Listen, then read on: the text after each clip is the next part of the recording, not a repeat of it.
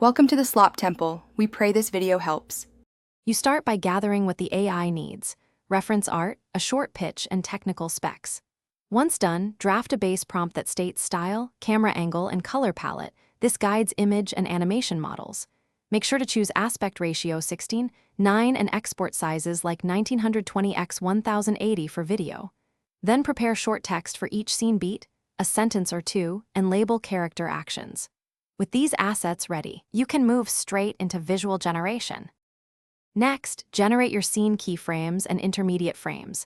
Render consistent character lighting and composition for continuity. Once you have frames, apply interpolation or pose transfer to create motion, or import images into a skeletal rigging tool for precise animation.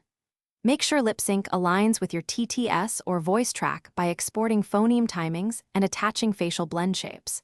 Then compile layers, background plates, character passes, and effects. This stage is about refining timing, easing, and camera moves to match your story beats. Finally, assemble in your NLE. Place shots to the storyboard, tweak pacing, and add transitions that support story flow. Once done, layer foreground sound, music, SFX, and TTS. Make sure voice is clear by ducking music a few decibels. Export with H.